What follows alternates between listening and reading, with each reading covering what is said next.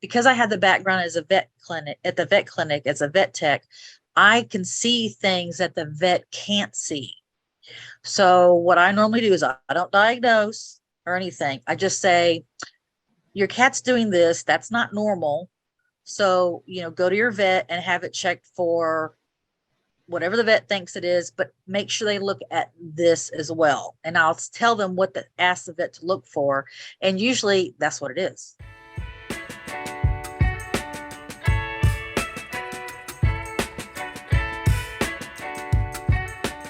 Hi everybody, welcome to my show. This is Coffee and Crazy People. I have a special guest with me today, Teresa Schroeder. She is the cat sitter of Houston. I'm real excited to have you on board today. Thanks for joining me. Yeah. Well, to get us started, I know we've already been talking and I don't want to cut out any of the fun stuff we've been talking about, but why don't you give us an introduction? How did you get into cat sitting, and what's been keeping you up at night? Right. I have had pets all my life. As a little girl, we had cats and dogs. And I used to have, when we moved out to the country, so I had horses and chickens and rabbits. And I was really enjoyed getting into like FFA and 4-H. And once I graduated high school and I moved, it was a couple years after I graduated high school. I had started out after high school managing the horse side of a polo club at the Great Southwest Equestrian Center in Katy, when it was like brand spanking new. Right now there's Cinco Ranch, all kinds of houses. We used to ride around out there in the fields and stuff. And now it's all built up. But that's once I got out of that and got into town, I was like, I really kind of want to do something with animals. But I found out I was allergic to dogs. So I couldn't do dogs. So I thought, why don't I get a cat to show? And that's when I discovered the chocolate Persian and the chocolate point Himalayan, which are considered rare colors. They're not really rare. The color itself isn't rare. What's rare is to have a cat of the quality that can compete with all the other colors that are out there and the other breeds. And so my path was, hey, nobody else had done it. I wanted to do it. Call me crazy, but I did it, and I ended up, took me about 10, 11 years, and I ended up with the highest scoring chocolate point in CFA history. Wow. And we broke a record that had stood for 22 years by another breeder with another cat. We broke the record and added 1,500 points to the record. So the numbers aren't even there at the cat shows anymore. We used to go when would fill at 400. Now the cat shows, because of the economy and all different kinds of animal rights activist stuff, we're lucky to get 200 cats in a show, and that includes household pets. So the cat shows, of no one's going to beat me, because they can't go to a show with, there aren't enough cats to get the points to beat me. So it'll hopefully be standing for 22 years awesome. As well. That's amazing. I'm going to need some pictures of these cats. Yeah. And there's some articles that have been written about my cats. There's a P&E, I think it's P&E Persians and Exotics. There's a website, a whole article about chocolates, and it has pictures of all my cats in it and my struggles as a chocolate breeder, because everybody wants a chocolate. And so you would have a lot of bad seals that people would call chocolates, and they weren't. And so, or vice versa, a chocolate point was too dark or whatever. And unless they're next to each other, you really can't tell the difference. But I have an eye for it now. So I have a lot of people ask me, what color is this? Even my vet, come in here and look at this color. What color is this? I studied the genetics. A lot of people don't study the genetics, but I was doing that for a long time, and ended up starting to work for a cat only vet clinic. And that's how I kind of got started. When I was working there, I was a technician for a while first, and would prep for surgeries and do all that kind of stuff. recover the animals. And then I went to the front desk, and we would have clients whose kitties needed fluids every day or needed pills or something. And the people, oh, I don't want to poke my cat, or, because I mean, I don't like giving shots to my cats, but I can give shots to anybody else's cats all day long because I'm not emotionally attached to them. Right. Yeah, I've had to do the fluid thing at home before, and no, it's not fun. yeah. And so what I started doing is people were just like, I'm having trouble, and they didn't want to bring, the cat stresses out if you bring into the clinic every day. So I started going to people's homes like after work or before work to give their cats their medications, and they were happy that I was the bad guy. But what ended up happening is the cats usually feel better after they get fluids, and they end up like looking forward to me coming. So they like me, even though I'm poking them, they feel better afterwards. And so, that's kind of how it got started. And then the people are like, oh, we have to go to a wedding. We don't know what we're going to do. And I'm like, well, take care of the cat, and stuff. And that's how I got started. And to the point where I had enough business from that vet clinic, as well as I would market the 2 other cat clinics here in town. And they started sending people to me. And I always try to get feedback to them that, my service is good and I'm dependable. And, I just had a lady, where can I leave a review for you? Normally when we leave our cats, we have 5 cameras in our house to keep an eye on them. And this trip, we didn't even set 1 camera up because I know you're taking good care of them, because they become my kitties too. Of course. I get attached to them. And they, so yeah, I do what the owners want me to do. And then I also give suggestions, and the thing is because I had the background as a vet clinic, as a vet tech, I can see things that the vet can't see. So what I normally do is I don't diagnose or anything. I just say, your cat's doing this. That's not normal. So, go to your vet and have it checked for whatever the vet thinks it is, but make sure they look at this as well. And I'll tell them ask the vet to look for.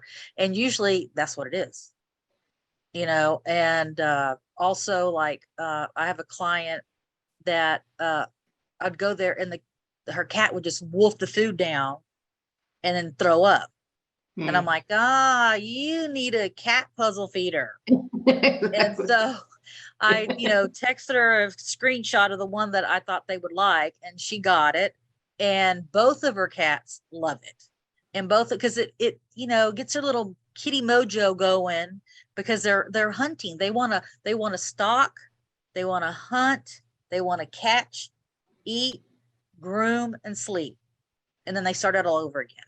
And so her cat has not thrown up since she got the puzzle, and she got some new other ones to have another puzzle feeder in another location. And then also I see one of the main problems that I see are litter box. Yeah. People have one of the things that people ask me the most of, even though I'm just selling CBD products for pets, they want help with litter box. And so, yes, I have to kind of dig deep in what I know, but I can't treat your cat for you. Right, exactly. And what I do is I make suggestions for, like, I look at their setup.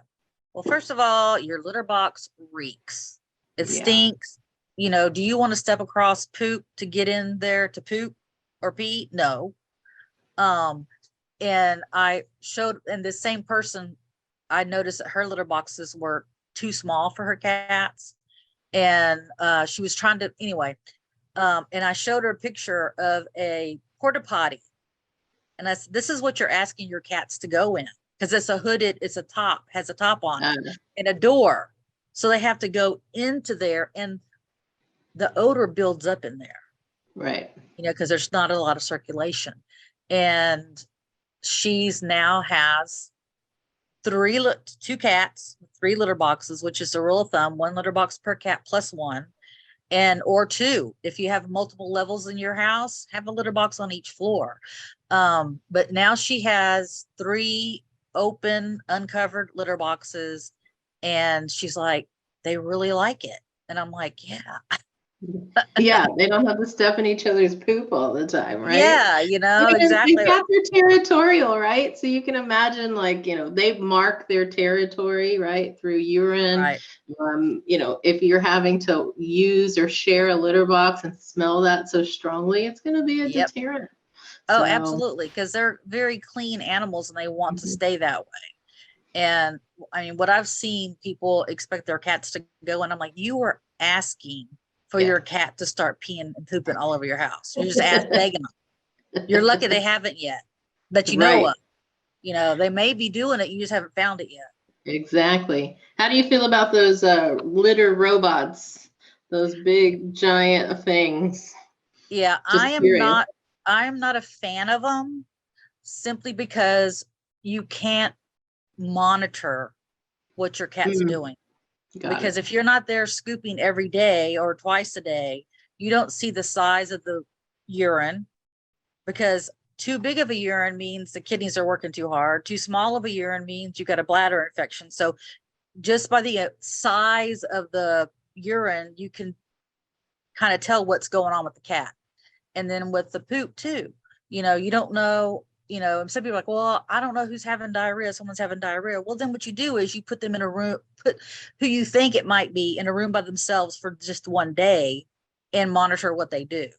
And so with the automatic litter boxes, it's done and it just, I want to know, because I can regulate so much and learn so much about the health of the cat by reading the litter box. No, I think it's a really good point, because I think us as pet owners go in with convenience in mind, right? I'm going to just speak for myself. Like, the least I have to deal with the litter box, the better, right? But I am missing like critical things that I have to pick up elsewhere. And I have had some issues, like, I'll slap myself on the wrist before anybody else does. I have outdoor cats. And so, sometimes they prefer to go outside. But then I did have a cat for a while. Like, she was having what I thought was a bladder infection, because I noticed, like, when she would go outside, she'd pee in multiple spots, like repetitively. And I was like, okay, something's wrong. But when I finally took her in, it was just stress related. But if I hadn't been outside to see that, who knows how long she had been dealing with, those problems. The stress. Right. They don't show pain on their face. They don't have the mechanisms to do that. Right. So. They're technically, they're hardwired to not show illness or not show weakness, because if they do, then they become the prey. And so, they hide it. So, you've got to really know the cat's habits. Stuff like, where do they normally like to sleep?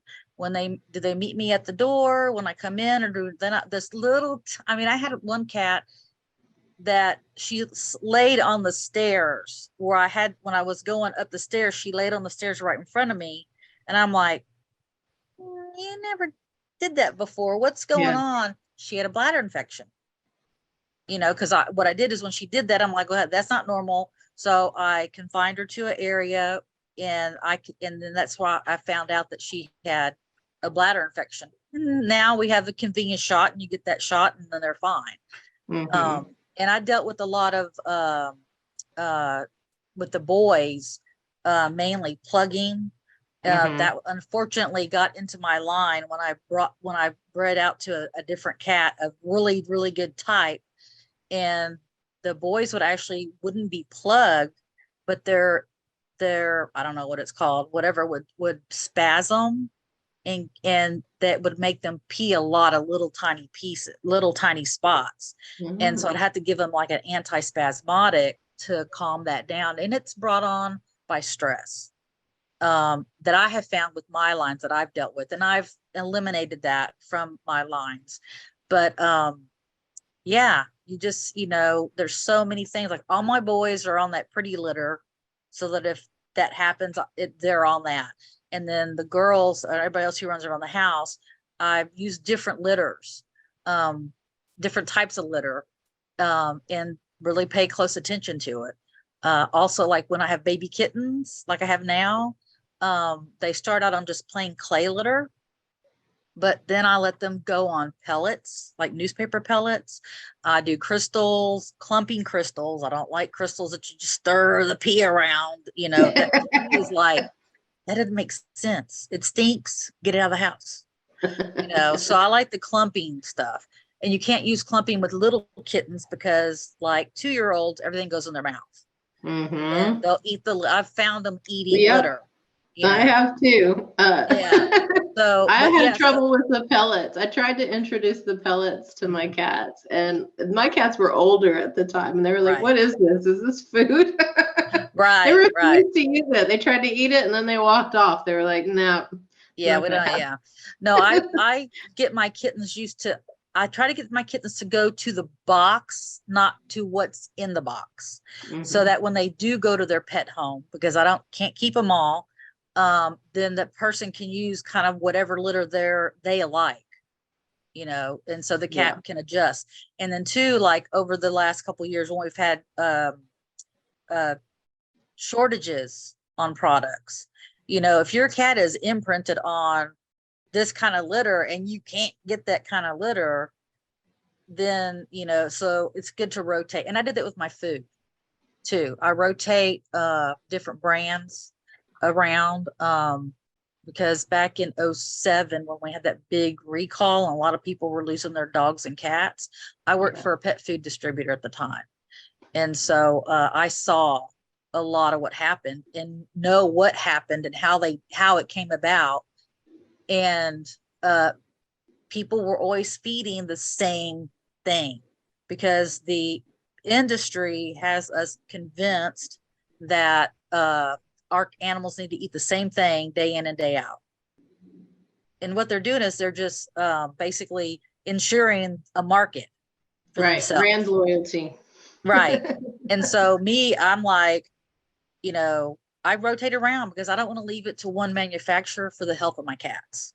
I want to, and that's why I rotate and do it with my dogs, and they get a combination. I feed raw, I feed kibble, I feed canned food. I make my own yogurt, and I've learned it's so easy. And now I know there's no chemicals in it, and it has really good natural probiotics in it. So I make a big batch, and the cats eat it, the dogs eat it, I eat it, It works out great.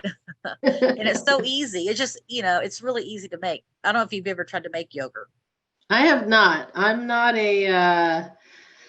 I'm not good at putting things together like that. I wish I was. I've tried a few things. I do make my own biscuits. That's about it. Yeah.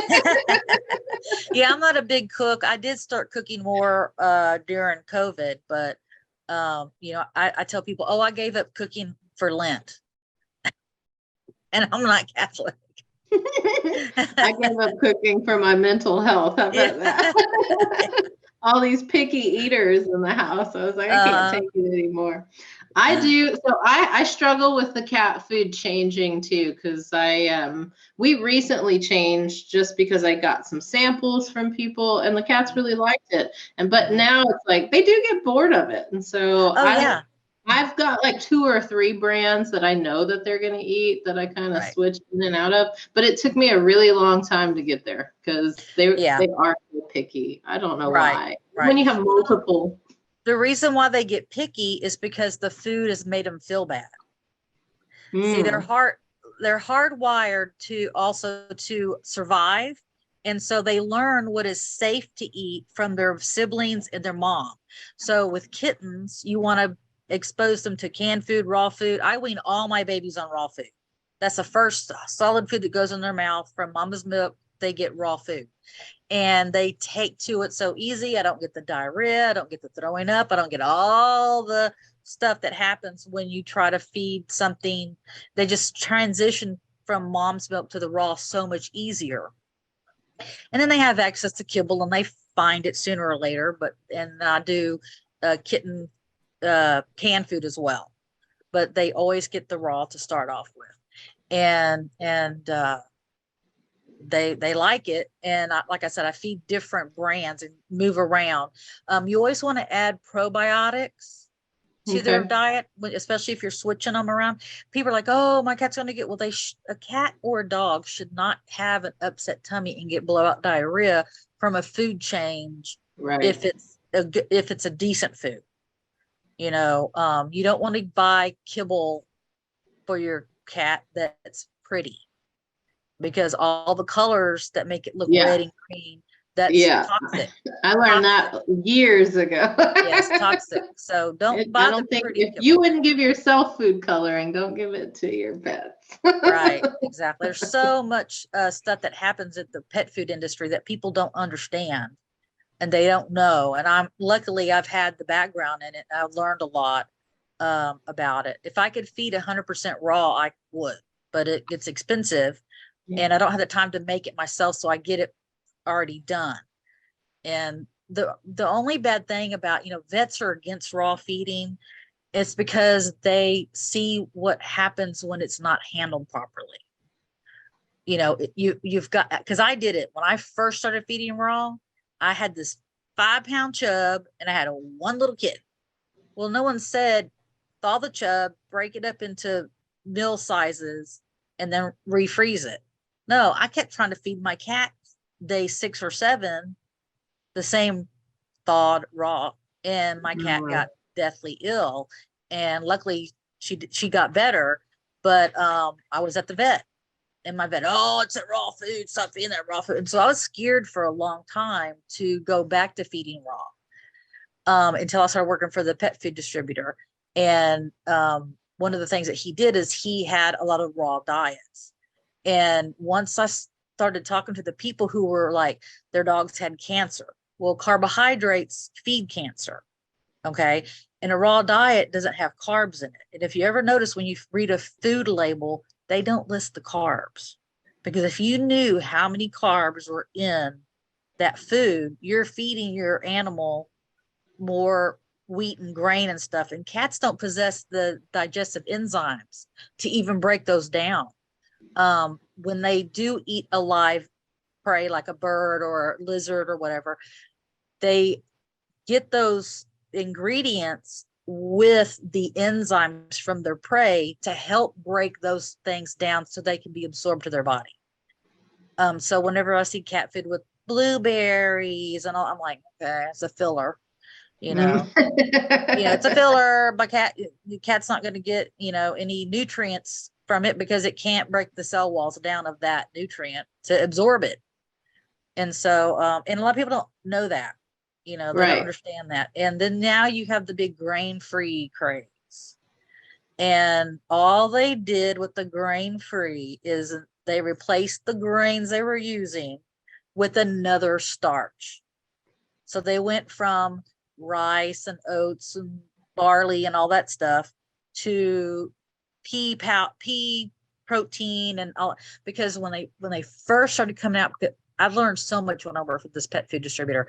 When they first came out with the grain-free diets, we would get like a pallet of these huge bags in. And as we would unpack the bags got more, the kibble started disintegrating, where you ended up with a bag of just loose. It wasn't a kibble. It wasn't holding the place. So they had the manufacturers had to tweak the recipe and bump it up, because to get kibble to stay in the shape that it's in, it has to have a starch to bind it. And so people think, oh, I'm feeding grain-free. No, a lot of vets are now telling people not to feed grain-free. I don't see it as much in cats because they usually add taurine to the grain-free diets. My thing, what I don't like about kibble is that there's not enough moisture for the cat. Cats need a diet 70% moisture. Kibble is 10% max. And so a cat that eats only dry food usually is about 2 to 3% dehydrated the whole time, because they're a desert species. They're actually designed to stay hydrated through their prey, because they can't always find a source of water, but they can find, a bug, a bird, or whatever. And that's how they keep their body hydrated. There's one breed of dog, the Saluki, which is a desert breed. that is the same way, but most other dogs can drink enough water. But a cat can't technically ingest enough water to stay completely hydrated. It has to get it through its prey. And and people don't know that either. Right. And they're feeding kibble food, and then they end up, their cat may live long and healthy because it has really good genetics, but that food's not helping it. Right. They need to get it was I got into wet food more so when I started to have older cats. And then now, like, I start them all, very early, incorporating wet food as part of their diet. And then, like I said, I'm indoor, outdoor. So, they catch a few things here and there. Oh, yeah. They get to get their hunting out. They do. That's one of the reasons why I have such a difficult time having only indoor cats, because I can see how much they enjoy being outside. And so it's like, okay, how do I take that joy away from them? Even though I know that there are risks, right? There's, susceptible to. Yeah, if you're in the country and you have the right area, cats love to go outside, or you can make a catio. My thing is my cats love to go outside, and I'm like, well, yeah, your kid would probably love to go rollerblading down I-10, but you don't let them do it because they'll get run over, Yeah, So exactly. that's something to think about too. But yeah, once they get that outside, it's hard to break. It can be. I've had barn cats that I've had for years that were great mousers, and when I no longer had horses or whatever, and I moved in town, I brought my cat with me, and they at first didn't like it inside, but then they learned, oh, I don't have to keep looking over my shoulder every 5 seconds for to be being attacked or whatever. So but they do love playing with the bugs and stuff and everything. So and excited about the birds. I tell people, put a bird feeder in front of your window so they can sit inside and watch. But you do want to let them catch every once in a while. Right. Yeah, absolutely. That's like the laser pointers.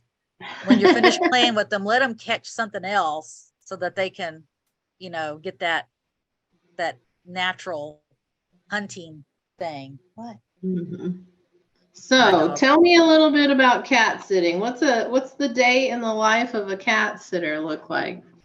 Well, I get up early in the morning and head out to, I have several clients that want me to do a visit in the morning. So I kind of route them in order, and I usually spend 20 to 30 minutes at each house. When I first get there, I do I call them my chores.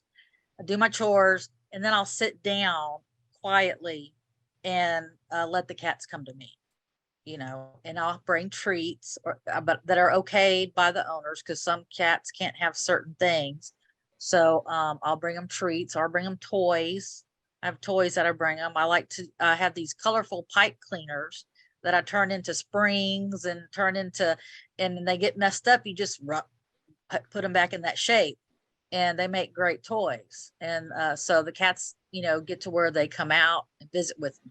I've had people go, oh, our cat's very shy. If you never see the cat, that's okay, because that's how he is. And I'll go over there to do an initial visit or a meet and greet. And the cat comes up to me and they're like, and it's like, well, because I'm not trying. It's like, I'm not trying. Then they're like, why aren't you paying attention to me? It's like, if you ignore them, they were like, want more attention. So I don't go dragging them out, pulling them out. Oh, kitty. And, no, they come out on their own.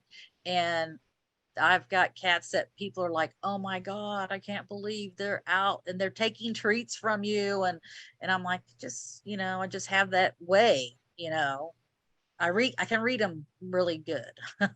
Well, I imagine after so many years working in the pet industry and having a lot of exposure to different animals, you have built up quite a reputation for being the cat lady, huh? Yeah. But anyway, and then I'll go in the middle of the day. Then I might, go somewhere to get something to eat or check on something or drop off some marketing stuff, go by one of the vet clinics. And I like to give them little things as thank yous when I get referrals. And then I start my evening runs, you know, and like this, like today I had two different groups of kitties to go see in the morning. And then at noonish, I'll be going to another one that gets fluids. The cat gets fluids and then they get fed and scoop the litter box, that type of stuff. And then I'll have a little break for a bit. And then I'll start the evening runs, go back to the ones that they want 2 visits a day. And sometimes I don't get home till 8 o'clock at night, you know, because it's just me right now. And so it can be a long day, but then in the middle of the day, if you're like, how do you ever get time off or whatever? Well, I don't get days off. I get like segmented hour sections, you know, that I can either, you know, watch some TV or take a nap or whatever, and then, you know, get up and get going again. You know, my chiropractor's like, oh my God, you just never stop.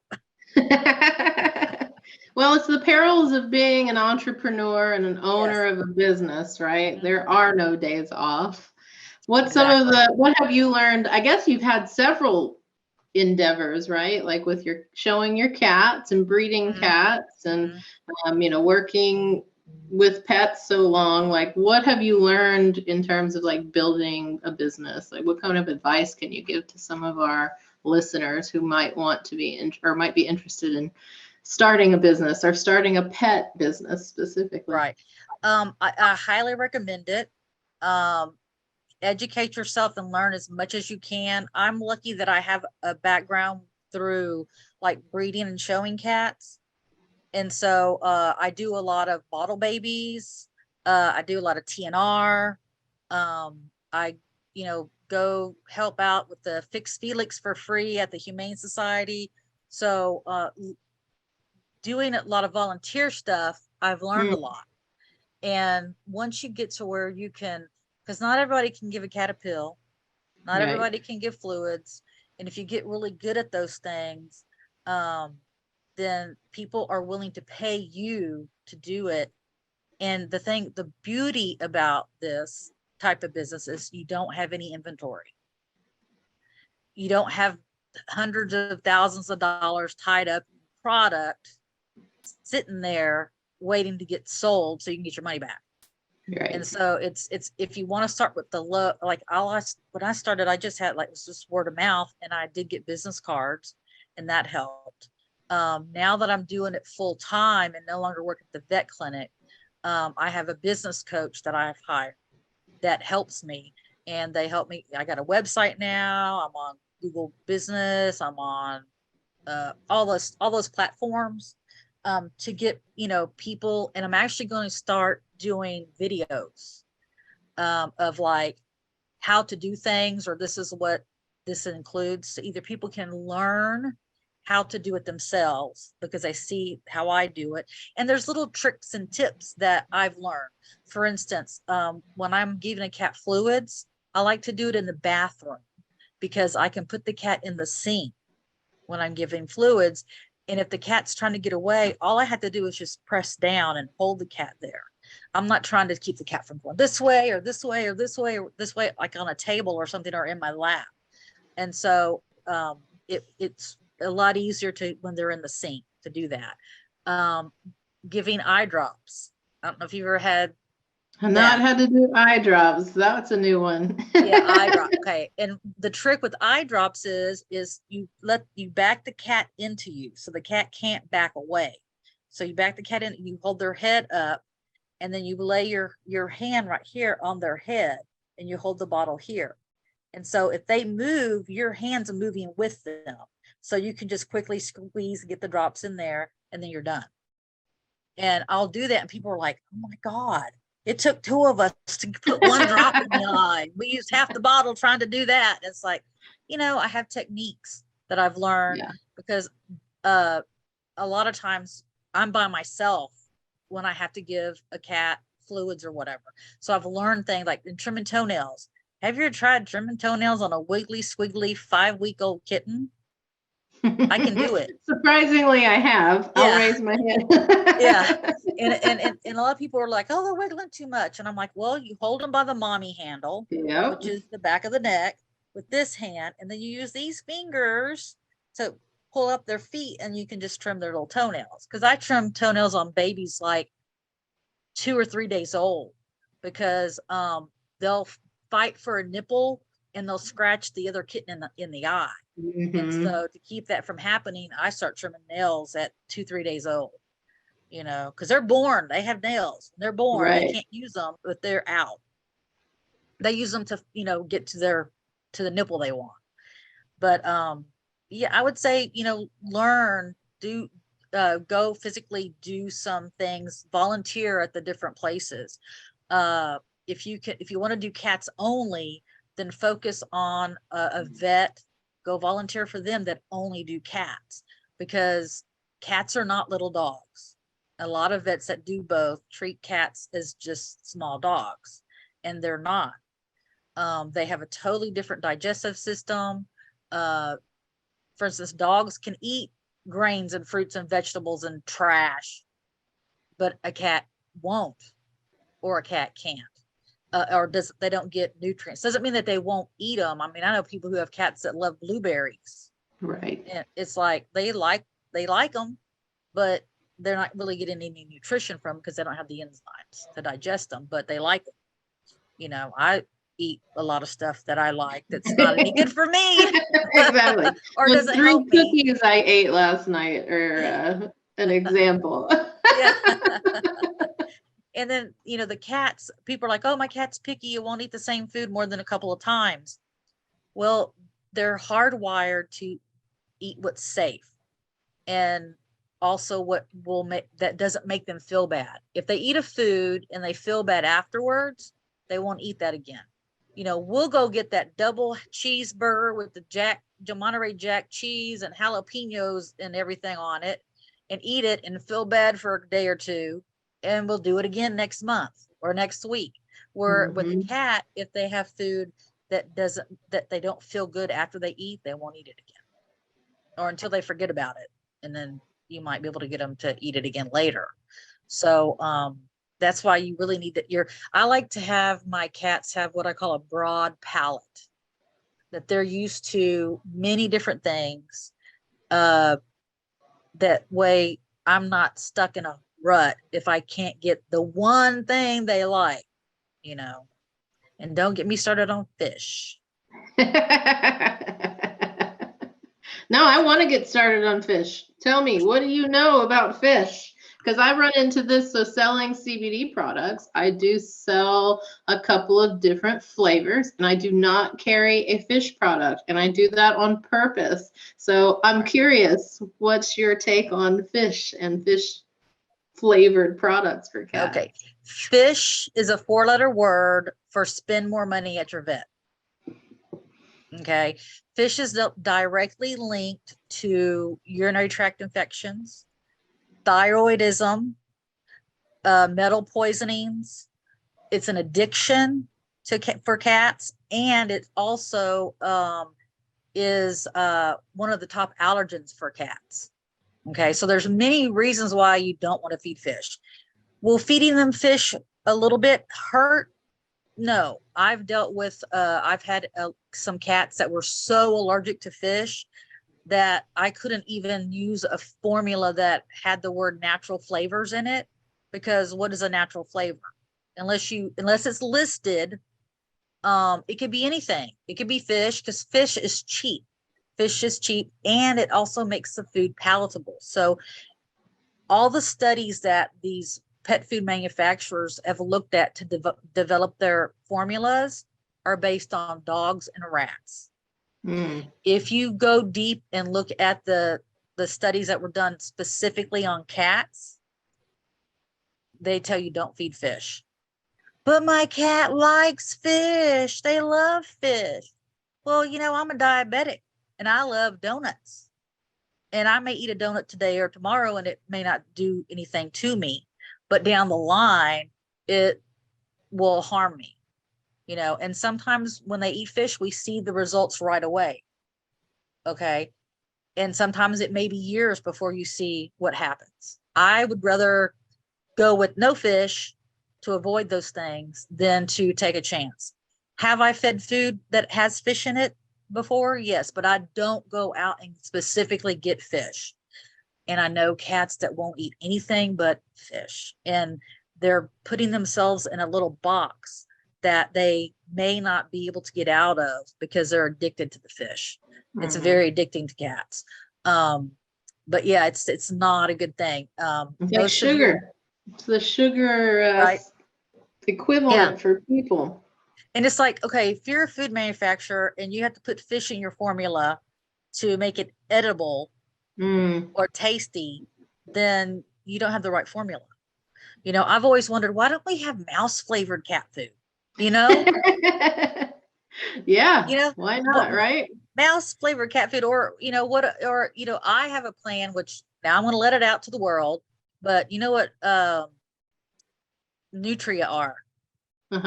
Okay, Nutria were introduced to our country for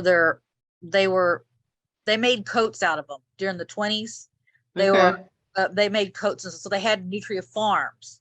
Well, when the stock market crashed and everybody lost all their money and they couldn't sell the furs, they just released the Nutria. And so that's how the Nutria got introduced to because they're from, I think, South America. That's how they got introduced into our country. So now you have this species that's not a native species that's tearing up and messing up the waterways and everything. And they've tried to get people to eat them. They've tried to get people to, have a market for them. My plan is, why don't we make dog food out of them and cat food out of them? They're basically a rat. So they are a species that they're supposed to eat, or that they can't eat, and that they would, and then you could have your, like they do, there's what is it? Can't remember the name, but there's a pet food company that makes their food. They have a flavor that's out of a bush tail. It's a invasive species on their island. Okay. And they make the food out of that. So they have the native people, the people who live there, that can collect these species, and they sell them to the pet food company so they can make an income and have a better life. And then you've got an invasive species that you're trying to, because that species kills birds. And so a lot of the native birds were strongly impacted. And so now they've got a way that they've created jobs for people. They can hunt the nutria, or not the nutria, but the bushtail, and they bring them in. They make dog food out of them. They sell it to the dogs and cats. And so it's a Kiwi Peak. I think it's Kiwi Peak is what the name of the company is. Ziwi Peak. That's what it is, Ziwi Peak. And they make, instead of a kibble, they make they're like little teeny tiny beef jerkies. Is what the kibble food is. And so it's kind of a semi-raw. They do a canned food. They don't use fish. They use green mussel and stuff. So they have really good. I mean, I've seen companies that will make a rabbit formula or a duck formula, because people are like, oh, my cats are allergic to things, so I got to feed them this. Well, if you read the ingredients, you'll find fish. And it's like, that's the number one allergen, and they've gotten to the point now where your companies like Hill's Science Diet and Royal Canin, they have figured out a way to hydrolyze a protein. So they take the chicken protein. Yeah, they take the chicken, which cats can be allergic to as well. And they change one of the molecules on it to make it where the body doesn't recognize it as chicken. And it's called a hydrolyzed protein. And so then you can feed a cat that, and the body won't react with the histamine and all that stuff. But that's kind of crazy. Yeah, absolutely. That they have to do that.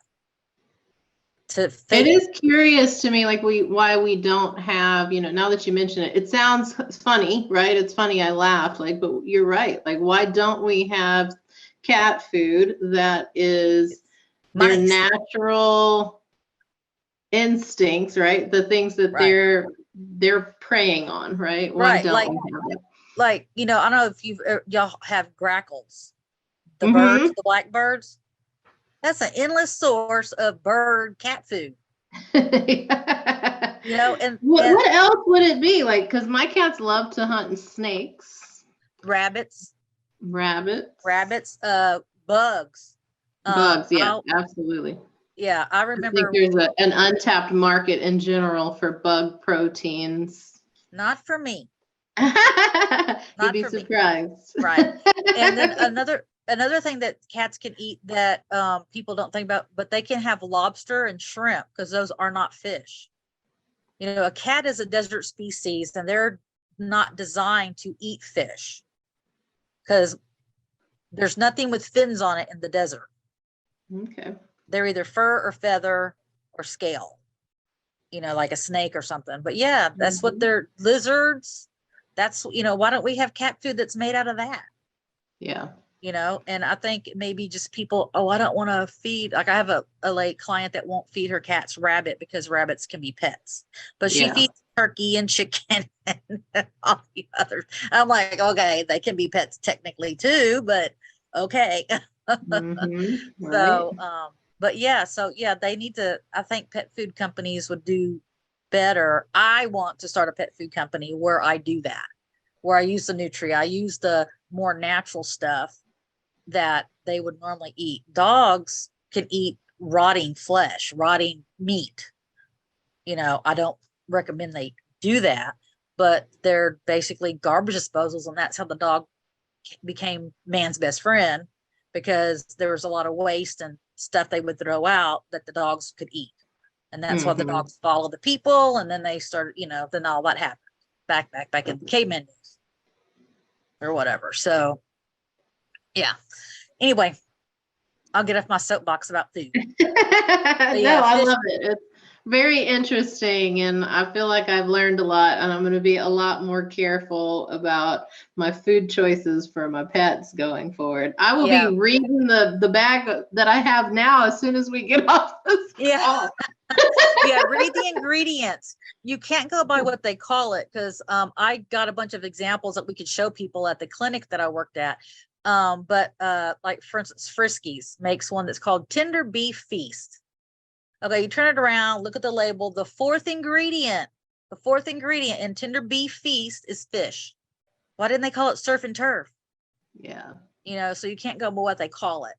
There's so many things, and I'm majorly reading the labels. And then you've got to know what the labels mean too, because like I said, the natural flavor can be whatever they can find cheapest to slide into that slot of the recipe to make the food. Right. And they don't necessarily have to tell you what natural flavors are. Right. If you call, you can call them and ask them. A lot of times they don't know. They don't know. They could find out if you told them this is the serial number on the bag. Can you look at what the recipe was? But two, what people don't know is with pet foods, they can change the ingredients and not have to change their label for 6 months. That's interesting. Yeah. And one of the articles that I read in one of those vet publications was they took random cans of food, dogs and cats, and tested them. And only like 12% had the actual protein source that was on the label. So, you know, you've got to know your manufacturers, you know. A lot of times, like, you know, for a while there was a big thing. Oh, we put probiotics on our kibble, you know, to help with digestion. Well, that's all wonderful. But if you know about the factory that it's made at, you know, that factory doesn't have the space to let the kibble lay out and cool off. Because when it comes to the extruder, it's hot because it's been cooked within an inch of its life to kill any kind of bacteria or rotting, whatever. So when it goes through and they don't have the area to let it lay out and cool, and they put the probiotics on, it kills the probiotics. So yeah, we put probiotics on our food, yay, but it's rendered useless to the animal because it's been overheated and it's lost its stuff. Yeah, benefits. There's no benefit to having it added if you cook it all. Interesting. Yeah. Well, how many kitties do you have in your house right now? 2. Many.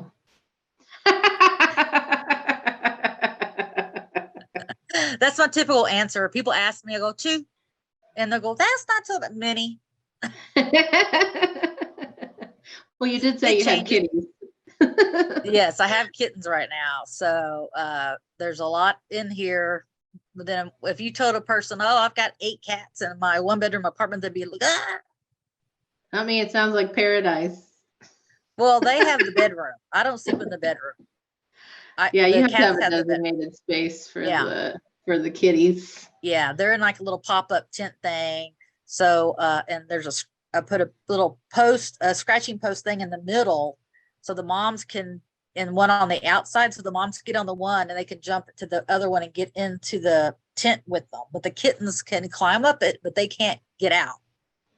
So I have my ways. Yeah, no, it's good. I like that. I like that. No, 8 kitties is not too many. I've heard way worse. Yeah.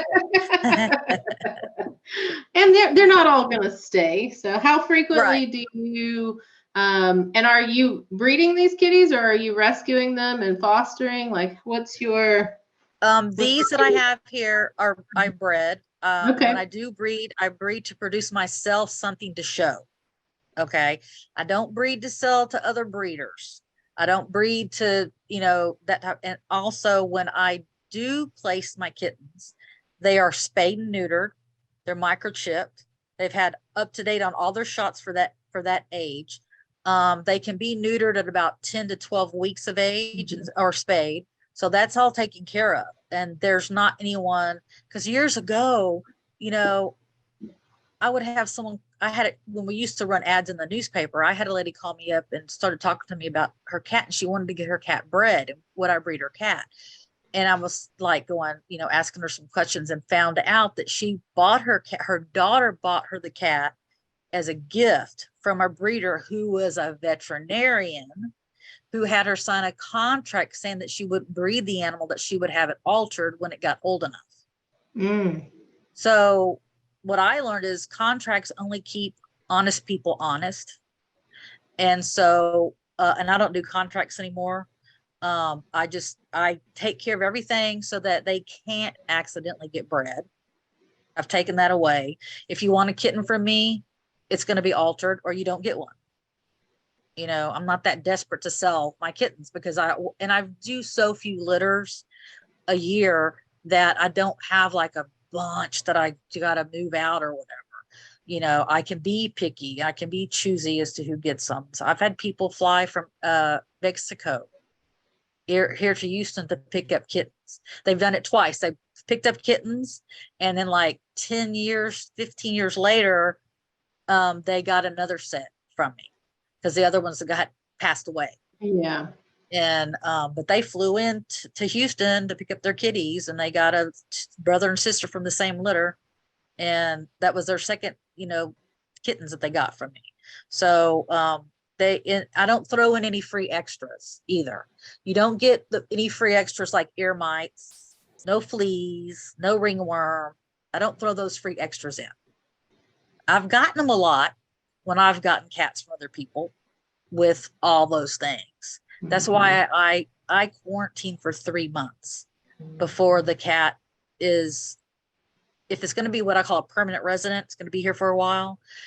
They go through quarantine for 3 months. Then they are caged in the room where there's other cats, so they can see each other, but they can't get at each other. And then after a week or so, then they can get out and run around and see how they get along with everybody.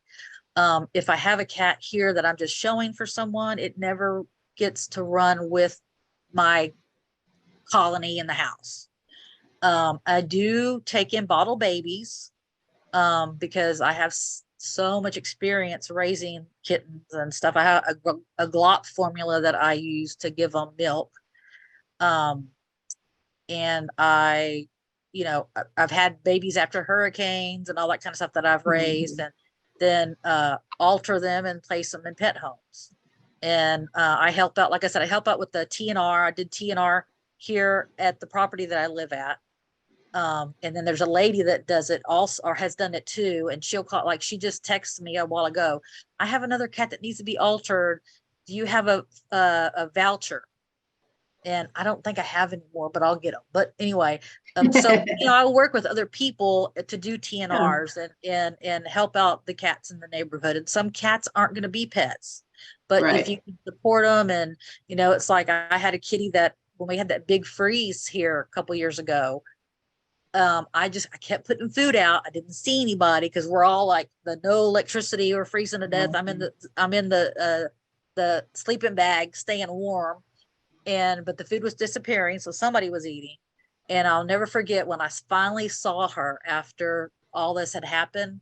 I was just like, oh, good, she's safe, because they know where to go. Some people think, oh, I got to catch it. It's going to freeze. I got to bring it inside. Well, the cats know where to go to be dry, warm. Yeah, where do they think all the wildlife goes, right? Like they know. Yeah, they know how to survive. I mean, if they're out loose and they're feral, or they're not owned and they're loose, just get them to where they're not reproducing, but because they know where to go to survive. They're survivors. And so I had a lady that caught the cat. Well, the cat went into liver failure because it wasn't eating, because it wasn't used to being confined to a room. It was used to being outside. So that's why I tell people, don't worry about that. You can put stuff out there that they can get in to stay warm. Do that, but don't catch them and bring them inside, because that's just totally really moves their cheese, and they don't like when you move their cheese. Yeah, absolutely. Cats are fickle, especially about their location. Yes. So. They like their own territory. Exactly. So what's some of the hardest things you've had to experience as a cat sitter? I would say probably trying to get people to correct the litter box problems. Yeah. That's the main thing that I see. People, I don't know if they just don't know. I mean, I went one time to a place, they didn't have a litter scoop. How are you scooping your litter box? I looked everywhere, and I'm not a snooper, so I don't like snoop when I go to people's house. If the door's closed to that room, I don't go in that room. I don't need to go in that room. But I'll look in the cabinets, and they didn't have a scooper anywhere. So I've gotten to now where I carry scoopers with me, and then they get to buy one from me so that I can clean their litter box, But I just don't know if people just don't know, or they just don't think about it. Yeah. And once you show them, and hopefully they will listen.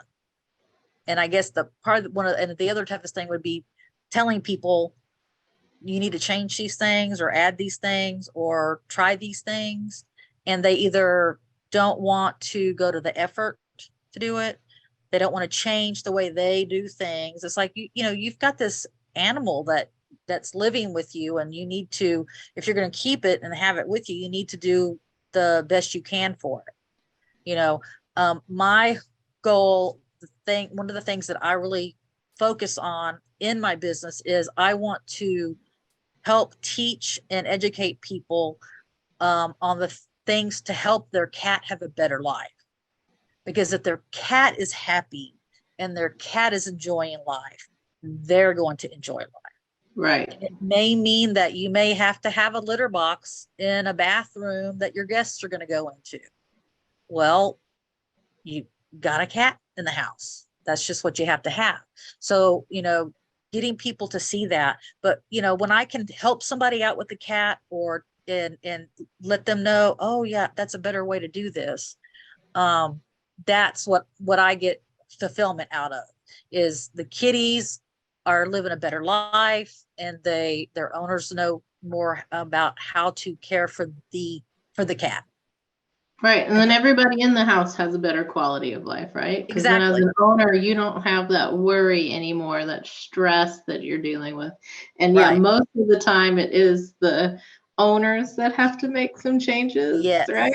Yeah. Like dog training. Hard. We're stubborn creatures, us humans, right? but humans are easily trained. That's good. Good.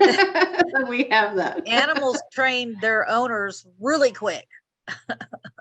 Like I tell people, don't feed food in the morning. Like here, mine get their raw and canned stuff at night because I don't want them waking me up at 6 o'clock in the morning to feed them. I totally get that. Yeah, and I do tell people, if you want to do that, then get a one of those automatic feeders and load it up to turn and give food to the cat at a certain time of the morning. That way you don't have to get up. You just load it up the night before, and they have these feeders now that they have ice packs, so you can put wet food in there and it stays fresh. That's interesting. I have to check those out. I haven't seen those before. Yeah, mine, I had an automatic feeder for my kibble, and then mine got into the habit of like waking me up 10 minutes before the thing would go off because she doesn't, well, it's really interesting. She doesn't like to eat alone. Yep. So it doesn't matter what time of day, when she's ready to eat, she comes to get me, and I have to go sit with her while she eats. Yep. Oh yeah. I got trained. One of my first purebred cat, she was sickly when I first got her and had ringworm. The gift that keeps on giving. Yes. And she didn't want to eat. And I literally hand fed her with a spoon, her food to get her to eat. And it got to the point where I would have to get up in the morning and I'd be like, oh, laying on the table here, hurry up, eat. She'd just be licking off her spoon like a lollipop. Yes. And it was just like crazy. I'm like, this is just crazy. I can't do this. The crazy things we do for our cats, right? Exactly. And once she got bigger and older, and she did have a litter of kittens, she would eat on her own. I never had to do that again. So thank God. But I made sure I didn't get started down that road again with any other cat. Because once you set a precedence. Well, we talked before we got into recording a little bit about you using CBD for your pets and for yourself. I wanted to just kind of bring that up. Why don't you tell me a little bit about how you've used CBD with some of the pets you've owned or pets you've taken care of? I'm just curious. Mm-hmm. A lot of cats and dogs have anxiety and have aches and pains. And so I was using it for myself for aches and pains instead of taking some of the addictive stuff. I've had problems with I have plantar fasciitis. I have a bad knee, just it's a whole list of things that ouch me because I didn't take care of myself when I was younger. I was like just rough and tumble and riding horses bareback and jumping fences, and the horse would stop and I'd go over the fence, but the horse would be on the other side. So those types of injuries have flared up later in life. And it really helped take the edge off. I wasn't looking for something to completely dull the pain. I can handle it if the edge is taken off.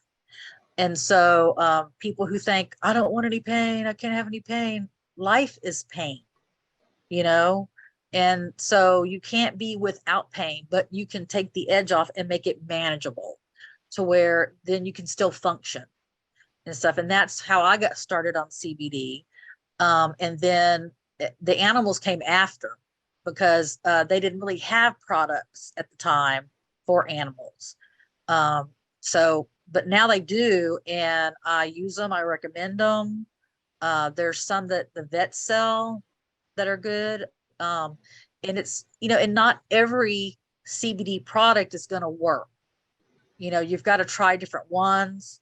If you get one that works, then stick with it. But if it's like, well, maybe I need to try something less strong with this animal or what, so you've got to play with it. So try different ones to see how they work. When you find one that works, then I try to stick with it pretty much. But I'm always open to try something different just because, I need to know.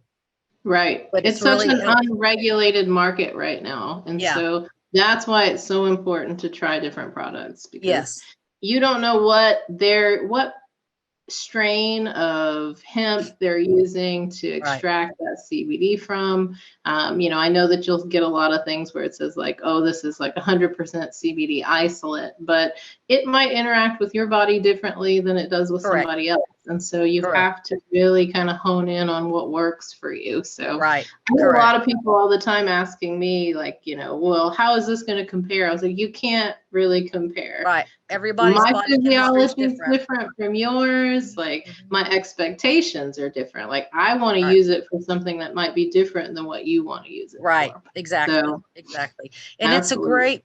it's a great product. I know people go, oh, well, it's natural. Well, arsenic's natural too. I don't know if you knew that, but arsenic is in like apple seeds. Yep. And so, natural doesn't mean it's not going to hurt you, but you want to be I feel I want to be as natural as I can instead of putting chemicals in my body, like pain medication. I don't want to go down that road. There's so many people who have got on that bandwagon and they can't get off, and stuff. And like I said, if I can get something that will take the edge off, then I can handle the rest. Pretty easily. And it also helps with, sleeping, like we had talked about before. I don't drink nearly as much wine, if any, in the evenings anymore, because I'll have my CBD and it relaxes me and I can sleep. And I wake up and I'm up. I'm not groggy or anything like that. So I know my kidneys are happier.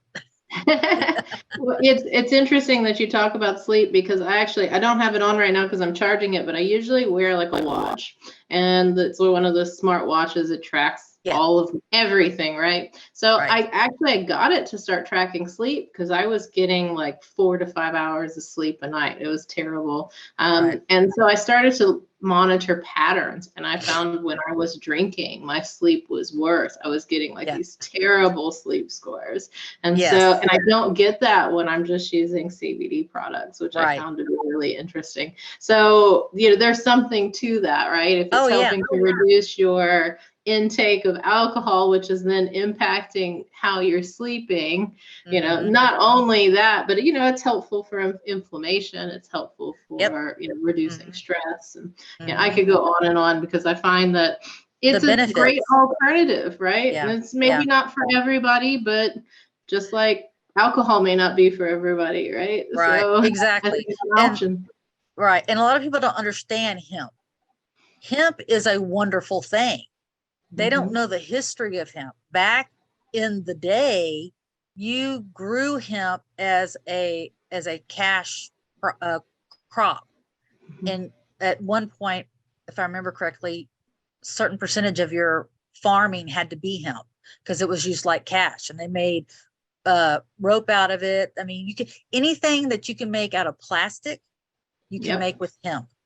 And I don't know if you know, but Henry Ford had a car that was completely made out of hemp, and the body was stronger than steel, and it ran on hemp fuel. Yep. And fuel, hemp, yes, it's a renewable resource. I mean, God gave us hemp. Why aren't we using it? Exactly. I mean, it's a very short gestation period for growth, right? You can have a full plant 60, 70 days. It doesn't really, it also absorbs a lot of, bad stuff in the air. So, being able to recycle that in the air. And you can use it for lots of different things. And there's a huge market right now, but it's so expensive that people aren't aware, but they're trying to build hemp wood, for example. There's this entire building unit, right? They're making houses out of hemp. They're making fabrics out of hemp, plastics. So, something that I look for in my products, and it's really challenging to incorporate it, but I would love to be able to say, like, this is an all hemp product, right? Being able packaging, the paper, because all that stuff can be made out of hemp, and we've lost that golden that golden opportunity that's there. People don't know about, and until they know about it and realize that this is the crop can be grown over and over and over again. It usually is disease and pest resistant. So you're not having to spray chemicals on it to keep it healthy and grow fast or get it to grow, so, God gave us hemp and we've forgotten about it. You know, I think, and when I found out that you could make fuel out of it to run your car on, I'm like, well, what are these people, wanting to do the sun for and the wind? That's all great and fine, but we need to broaden our horizons and broaden our choices with products that will still be, that are sustainable, that don't hurt the earth, and that are useful to us. Right. It's not just a plant for people to get high, and that's Exactly. the misconception. And Yes. in most cases, people don't even get high off of hemp. So no, I've had people go, well, that's marijuana. I mean, I've had people like, no, that's marijuana. I'm like, no, it's not. Marijuana is one thing. Hemp is a totally different thing. Exactly. And so, and they don't know that, and they don't know all the things that can be made with it. Anything you make out of plastic, get out of hemp. Paper, get out of hemp. But it is expensive to do that right now because it's not mainstream. If it became mainstream, then the price of the cost of doing it and making it and producing it would go down. I'm in 100% agreement. They've even done studies where, like, in terms of using it for building materials, it holds up to like huge amounts of, it's very heat resistant. So like you can apply lots of pressure to it, you can apply lots of heat to it, and it still holds up, so thinking about, house fires or things like that, it's going to add a lot of value if we can incorporate it more into our daily lives. Society. Daily lives. Yeah, because there's so much way, like straws. The big thing about straws for a while, oh, you can't use plastic straws. I'm like, why aren't they making these out of hemp? Right, because I hate paper straws. I'm not even gonna lie. I'm gonna just throw that out there. That is like the worst thing in my mouth is a paper straw. Exactly. I buy those little metal ones if I have to with my water, and stuff. But yeah, it's just they do make some really good biodegradable ones that I've had that are a little bit thicker than that paper. I hate the way it just falls apart, those paper ones. Yeah, but I would love to see that like as a hemp product. It would be remarkable, right? Yep. Even plastic bags. We went through that whole thing, and I can't remember because it's been so long if that was across Texas or if it was just a central Texas thing. They banned all plastic bags here at one point, and so you had to start using reusable bags. Right. So why aren't we? Now you can still get the same old plastic bags at the store if you really want to.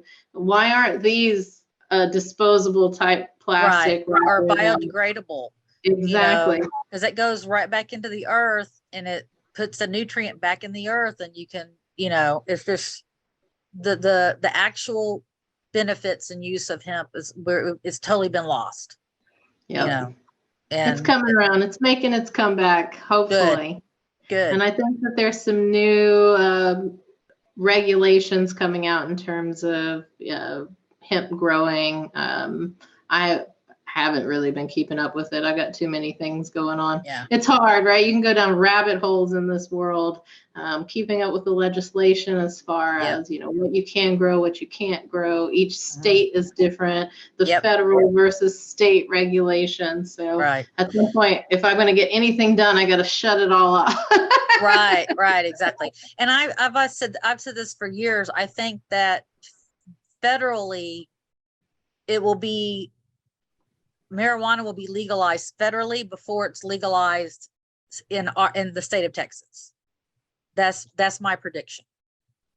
So it eventually it will, but I think it'll be legal federally, but not in the state for a while. I think it'll be an interesting thing to watch for sure.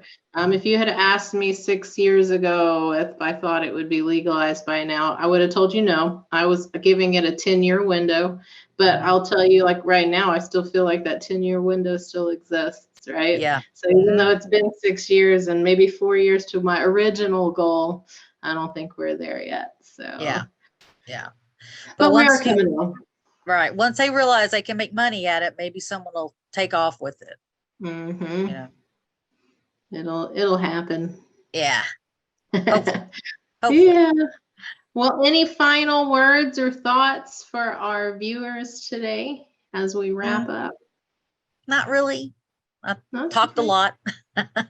That's what this is for. We like talking. We like learning about what you do. We like learning about what you know. And I really appreciate you sharing all of your knowledge with us today. Right. So, Oh, I do want to say one thing though. Utilize a professional pet sitter with your animals. A lot of people will go, oh, I get the kid next door to come over and feed my cat. Well, that's okay if you have a young, healthy cat that is easily, but if you've got one that's not healthy or they won't see the signs of it possibly getting sick. Where I know the signs, I can see the signs, and I can say, oh, you needed the pee's getting too big, the kidneys are starting to, you want to get your vet. I don't ever diagnose or anything or treat, but I tell them you need to get your vet to check this out. And I'm usually right, and it hasn't gotten to the point because cats hide their illnesses so easily, people don't see it, they don't get it.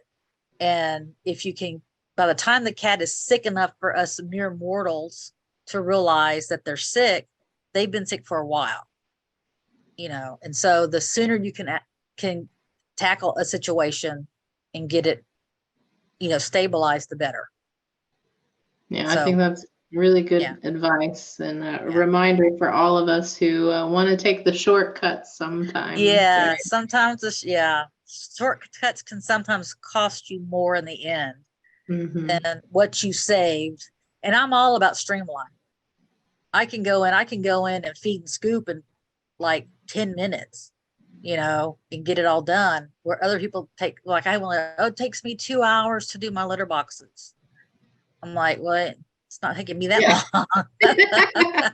What are you doing? You must enjoy that way too much for it to take 2 hours. Right. Exactly. Like, oh my God, that's too long. Exactly. Oh, well, it was a pleasure having you today, Teresa. I'm going to say you. cheers. Yeah, cheers. Cheers. You got a kitty cup too? No.